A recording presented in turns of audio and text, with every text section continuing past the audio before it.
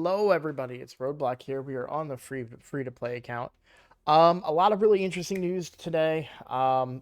So first things first, we were able to get 2 chests from Hydra, and we got 4 fragments. And I'm sure like, oh, 4 fragments, yay! But if you don't know, if you haven't looked at Hydra or done Hydra before, um, for the chest, any of the chests on the first stage give 1 to 2 fragments. What are the most fragments you can get? 4 to 6? Okay. Um, so to get, there's a 50-50 chance that I get 2 fragments. So to hit that 50-50 chance twice and get 4 total is a really big head start. When we compare it to other fragment champions that we want to get, such as, wrong one. um Yannicka, well, we get 5 a week for Yannicka. So if we could get 4 a week for Mithrala, then we could theoretically get Mithrala um slightly slower than what it takes to get Yannicka, if that makes sense. That's how I'm at least looking at it. I mean, it's, those 1 fragments each week add up, but still, my point is that we are on a good pace for Mithrala Lifebane, and a faster pace than I would have had on my main account, and I talked about that in the last episode. So I'm lucky enough to be in a clan that can clear Hydra at this early of a stage in a free to play account, which gives me an advantage. Mithrala is, I mean, just flat out a great champion. Definitely up there in the conversation as probably one of the best champions. Um, so I don't think I've talked too much about her before. So she has poison on her A1. She places Hex on her A2, but also gives both increased defense and increased attack, which is huge anywhere. We've seen what Ursula is able to give us with an increased attack and increased defense on separate abilities. Now we're putting them on one ability and giving Hex and giving additional benefits out of this that we'll talk about in a second. Then she has a really powerful shield buff, which is based on her max HP. And then a strengthen along with that, the big version of strengthen, giving us even more survivability. But this is where I was talking about. So this is her passive. Any champion that attacks an enemy while under Hex, there's a 50% chance that they get petrified, which is kind of an advanced stun. I didn't know this existed, petrification. So it removes all their buffs. They will be unable to take their next turn, like a stun, but this one removes buffs. They cannot be buffed, and they are susceptible to receiving more debuffs still. Instant effects do not work, except for the remove debuff effect. While under petrification, they receive 40% of incoming damage. However, incoming damage from bomb debuffs is increased by 300%. I didn't know about that bomb debuffs part, and so I just read it there. But so it's a very, very effective crowd control ability. Mithrala, once I got her, I use her pretty much everywhere, especially in Hydra. Very, very good for Hydra because of the Hex that she brings and the cleanse that she brings. I mentioned this shield. I forgot to mention that it's also a full cleanse. She would remove all the debuffs from all allies and then also give them a big shield and a strengthen. So, oh, and then the last part of this, her passive also in. Oh, I didn't realize it's a 50% chance when attacking Mithrala, 30% chance when attacking the rest of the team. Also increases this champion's resistance. The amount by which it is increased is equal to the amount of accuracy this champion has. Well, we want to build her accuracy. She has 2 debuffs that are really, really good. So you stack accuracy on her, but then you also get a huge amount of resistance on her. which is why if you ever come across her in the arena, which is pretty common, you'll find that she resists everything because she's very easy to build because you just stack her with a bunch of accuracy, which is gear that we pretty consistently have, whether it's perception gear or accuracy gear itself. So, she's a very fun champion. She's a very unique champion, and you get her only by completing Hydra or from Hydra chests. So, I'm excited to get some fragments towards her, and we will keep working towards Hydra clan boss. Now, I did get a lot of questions about Hydra. We're going to go into those questions more in depth during question block coming up this weekend. But I wanted to make sure I talked about Mithrala. I also wanted to go over some of the gear that we got. So the flip side, not flip side, but the other benefit of being able to do Hydra, especially this early on, is the gear that you get. So you get what is called Stoneskin. Now you get Stoneskin and I don't think I got any of the other gear. I think yeah, I didn't get the other set, but the other set is Protection, I think it's called.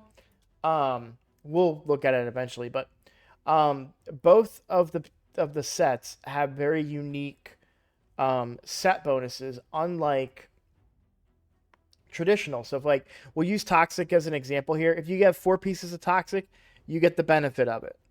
Whereas if you look at Stoneskin, you actually gain the benefit per piece that you get. So at 1 piece on my Ultimate Death Knight here, you'll see 8% extra HP. I mean, that's pretty good. That's like very handy to have. Then you get an additional 40 resistance at 2 pieces. 3 pieces, you get 15% defense. And then at 4 pieces, you get the Stoneskin buff. Now, I don't really have a way to kind of go over the Stoneskin buff too much, but basically, you can see it does reduce your chance of blocking, or increases the chance of blocking removals or steals. But also it makes it very difficult for your champion to get killed, basically. When you get the 6-piece bonus, you get 2 turns, and then when you get all 9 pieces, the value of the shield that you get from Stoneskin is even higher. But I use it mostly for PvP. It helps to keep my champions alive very, in a go second team. That's probably content for another video another day. But if we take out the Stoneskin buff portion of it and just look at the fact that, you get 2 pieces and you get plus 8 HP and 40 resistance, you get 3 pieces, you get a whole nother 15% defense. If we look at the resilience gear that I currently have on my UDK, 2 pieces we're getting 10% HP and 10% defense. So there's a lot of value to the set when you compare it to something like that, because you get big stats like plus 15% defense instead of only plus 10. And it's easier the gear will come to you in a stronger level as well. I did have a few 4-star pieces, which surprised me. I didn't realize that low of a chest could give 4-star pieces, but so this is all the Stoneskin gear I got. I got 2 helmets. One was a 4-star, and one is the helmet that's on UDK. The other pieces were probably these bottom gloves, chest, or boots that had flat stats, and I sold them. But the gear is really, really good for tanky champions. So on a one piece of gear is just automatically giving me 8% more HP. I got double roll into the defense here. I've got accuracy and resistance, which are both good stats to have on an Ultimate Death Knight. Helps me land his decreased attack, but I really like having a UDK with resistance because it's really able to keep them as like a spider tank, but just in general, they don't get some of the big debuffs that can cause problems elsewhere in the game. So, you'll notice I do have some toxic gear. I didn't really have the gear to fully build him out in toxic set. Maybe I would if I did a little bit more digging and looked at some of the gear that was on other champions, perhaps. Um, excuse me. But given what I had, I just chose to put these two pieces on. These are just good pieces. First of all, 5-star boots, some of the highest level boots on my account. Um, So, and they were toxic, which is a set I want on him. So I was like, well, I'm just gonna max those up and throw them on him. I haven't had a chance to use him yet. I do have him in a resistance banner. Now, if I had a defense banner, just given how early in the game we are, I probably would have used that one instead of resistance. Um, However, this resistance banner did have a defense substat, which it did hit twice on. So I'm happy to put this on him in the meantime. We've got defense on the neck and defense on the ring, both with defense substats. Well, percent substats on the ring, which is really, this is really good rolls. I'd be happy too if I got 3 on the defense, but even getting 1 on HP is really good because that's just more tankiness for him.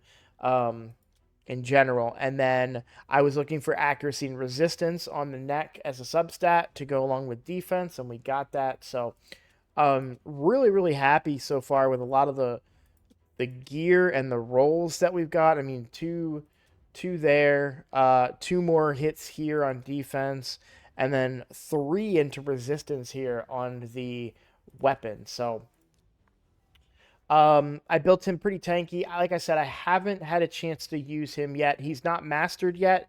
You can see I still have all the gems. Truth be told, that's just because I haven't had a chance to do it yet. I got home and just been watching hockey, so um,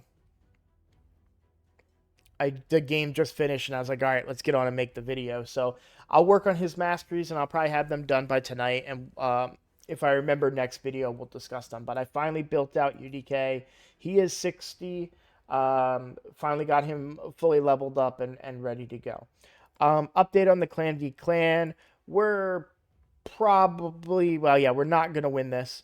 I gave the message to my clan earlier today, like, hey, let's go ahead and stop at um, the let's don't burn all your saved resources. And what that means is I have a few champions that I was waiting to summon, um, but I'm gonna save those for another fight that's maybe a little bit closer. So um, we're not gonna burn all that stuff tonight for a fight that they've got a pretty significant lead at this point. I mean, that's what, two, or that's a million almost, right? Yeah, about a million over. So, or no, 800,000. Sorry.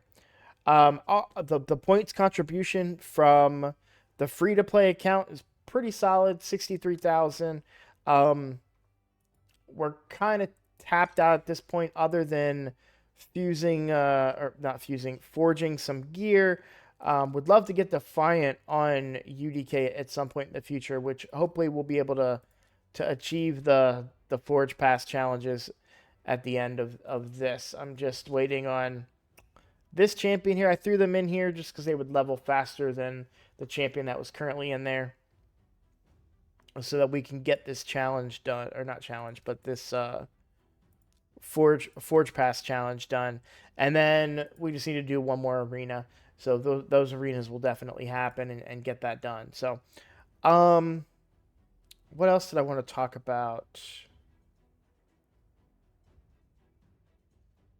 Oh, I just noticed this today. This is a very achievable champion training event. Um, 9,000 points for a legendary skill tome. A lot of times, the biggest question that I seem to get is like, when do I level champions? When do I do dungeons? Which that reminds me, that's the other thing we have to talk about. when when do I do these things? How should I do this? What should I focus on? Um, this is a great time to level champions. The other thing I want to add that I always forget to mention,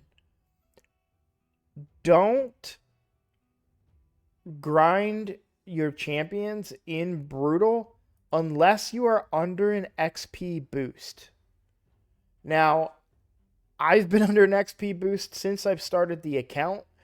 That's because of accomplishing missions. That's because of getting things in clan rewards, XP boost.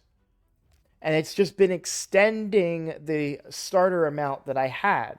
But if you let your game sit idle, or if you're a returning player to the game, you may not be under an XP boost. My main account is often not under XP boosts these days because I don't play it as much because I'm on the free to play a lot. So what you can do is you go into shop and gem shop.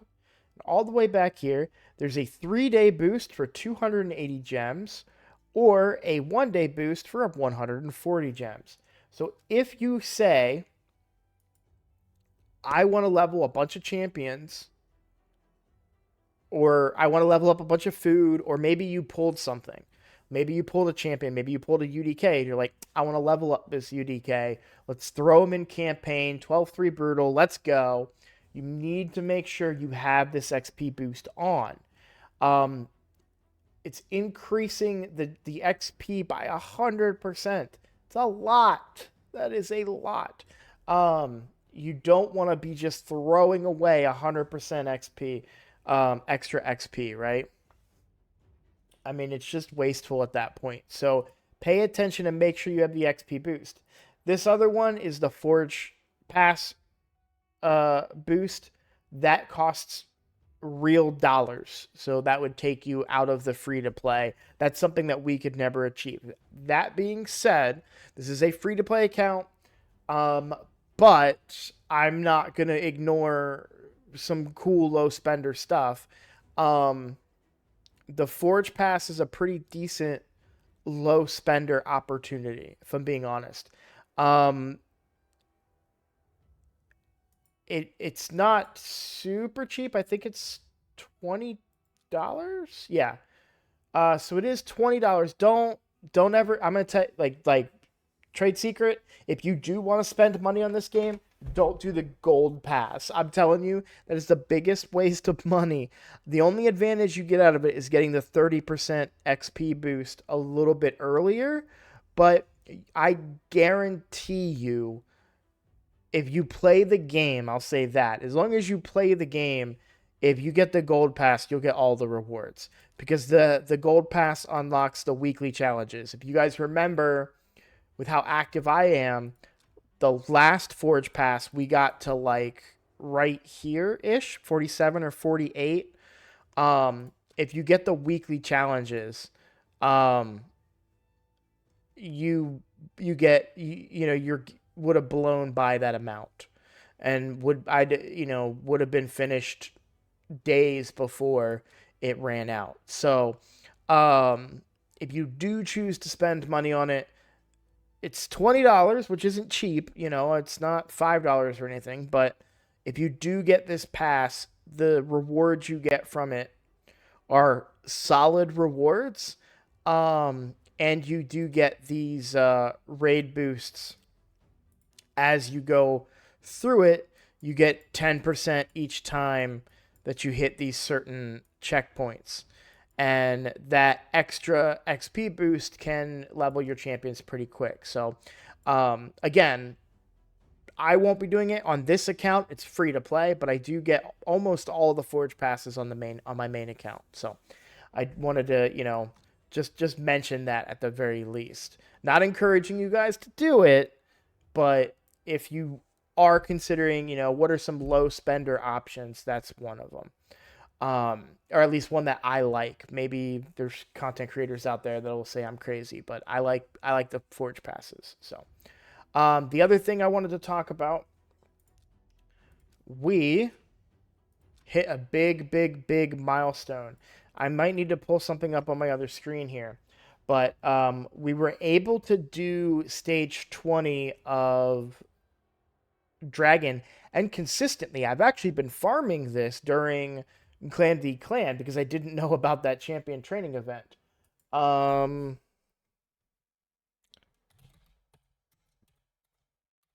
Sorry, give me 1 second here.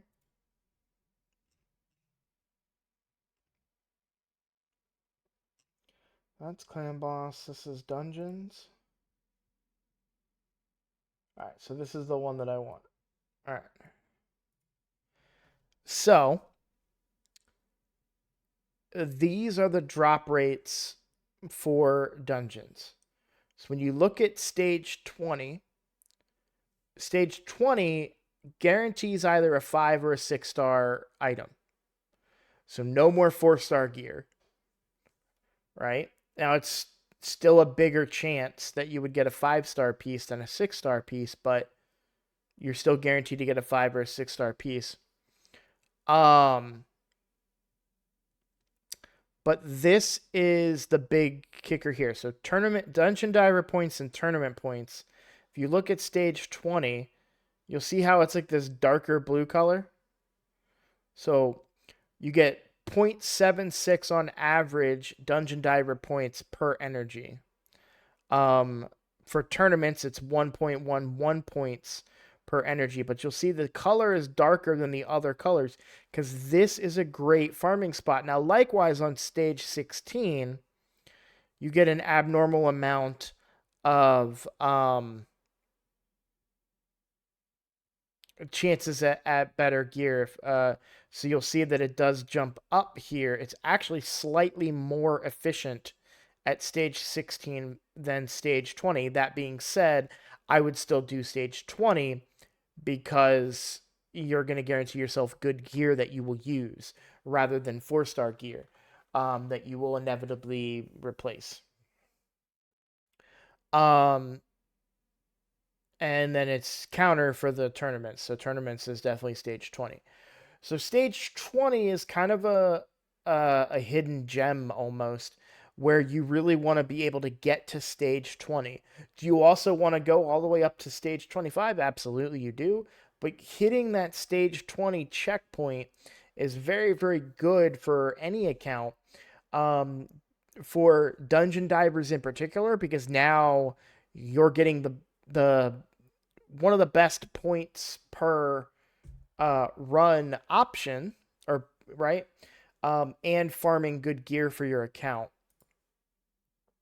So I was very happy to unlock stage 20. Now, I'm not going to achieve that on any of my other dungeons anytime soon. Maybe Ice Golem, but to be honest, I'm not pushing Ice Golem that hard. I'd likely need to bring in definitely need to bring in Ursula, but I would probably need to bring UDK into this as well, and maybe even I might bring him instead of Sun Wukong, and I may want to build up Armiger for this too. So there's a lot of work I would need to put into a solid farming team for Ice Golem.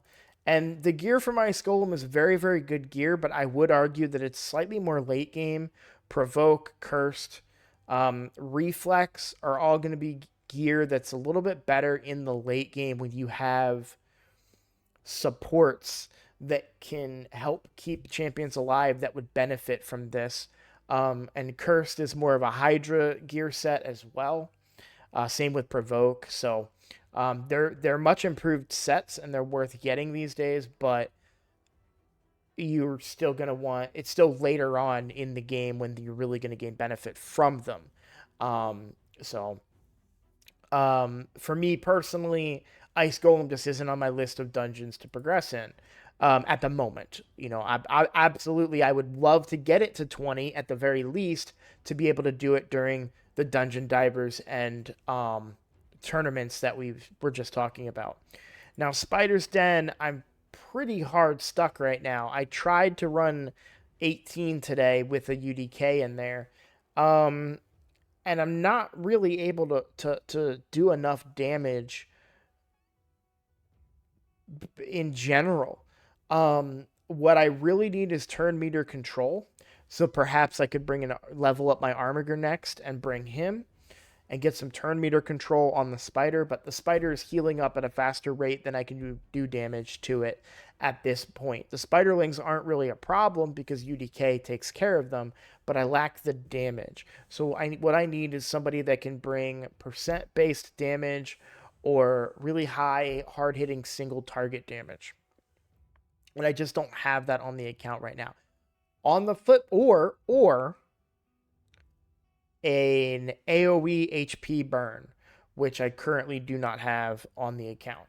If I was to get a champion like Mordecai or something, I would be pretty set when it comes to Spider, because I would just throw Mordecai in there, stick him behind an Ultimate Death Knight, and we would pretty much be able to clear Spider. And that's a video for another day. I may have to make a video about Spider and the HP burn strategy on the main account so you guys can see how it works and what it looks like. If you haven't already. But you can definitely Google that. It's a very viable strategy, very fun strategy. Unfortunately, I figured it out and unlocked it way too late in my raid campaign. And the moment that you get it running and you burn through Spider 25, literally, then you unlock hard Spider and that strategy doesn't work anymore and you go back to the killing all the spider strategy. So um, and then Fire Knight, this is another one where I would heavily benefit from Armiger to give me turn meter control against the Fire Knight. There's a possibility that I could throw. See, I have yet to try Ursula in this comp, so perhaps I put Ursula in here and see if we can progress a little bit further. Let's just see. Let's try stage 16 with Ursula. Let's just see how it goes. This might take a bit of time. Okay. I was worried that we wouldn't really have the wave clear, but one of the biggest things for me is I like on Fire Knight hard, I have to bring a seer because she's my wave clearer, and I don't really have any other way of clearing the waves. She does it efficiently and effectively, but doesn't really provide any advantage against the clan boss himself. So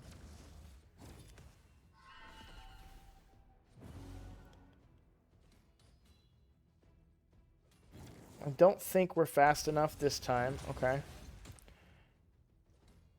Now Ursula does bring some turn meter control, which is very handy.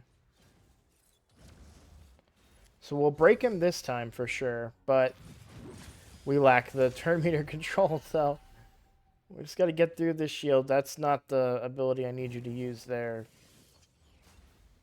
Coffin Smasher. Alright, see, there's a little bit of turn meter control out of Ursula, which is nice. Now, we're definitely going to tank that hit pretty well because of that. So it's going to be a long one because I don't have the turn meter control. Ideally, what I need to bring in here to get this down more efficiently would probably be a very fast Armiger in place of probably Sun Wukong. We're able to tank the hits just fine, which is good. But if I can keep his shield, once we break through his shield, if I can have an Armiger that just keeps on decreasing his turn meter, we'll get a lot more turns before he does what he just did and puts his shield back up. And that's what kind of makes it take so long. Now, this is also where Apothecary is very handy as a support, because Apothecary can burn that shield down quickly with his triple hitter A1. So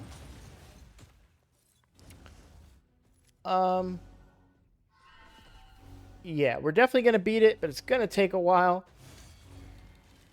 Landing those poisons is pretty handy. We like to see that. It gets us some extra damage on him. But we just need to keep the shield down. That's pretty much the big thing. I need to turn off the Tomb Fire as well. That's not really something that we need to have on Coffin Smasher for this fight. We want him using that A1 as much as possible, that triple hitter, just to keep that shield down and break through it quicker. When he comes in and does the HP burn, the timing on it is not great. But I do think an Ursula combined with because yeah, you see she does bring down some turn meter there.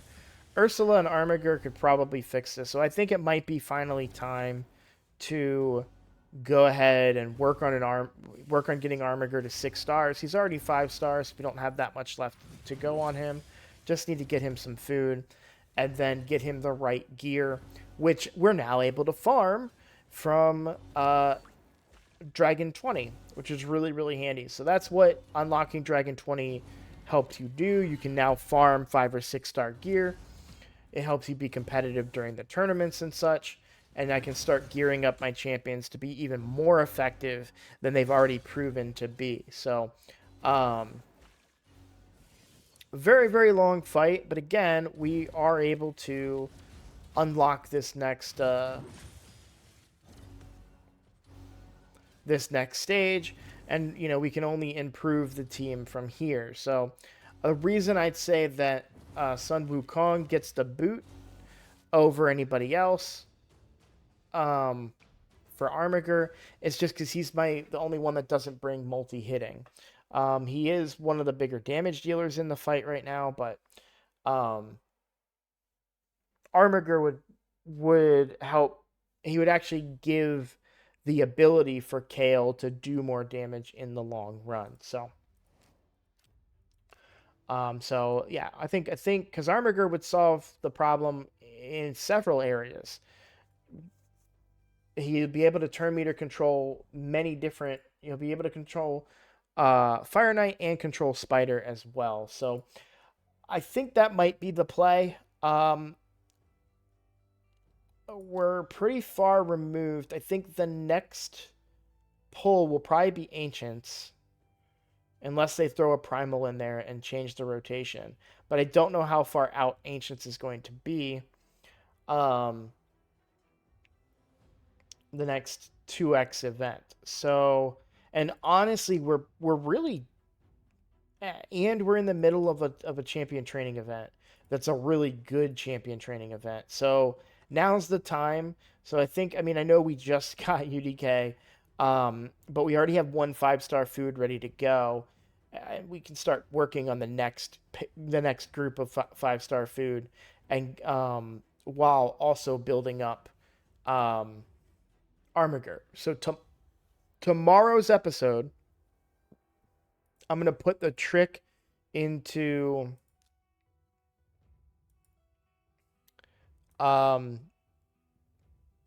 action, meaning that I'm going to use my brews when leveling champions to gain extra points in the event. And you guys can kind of see how that works.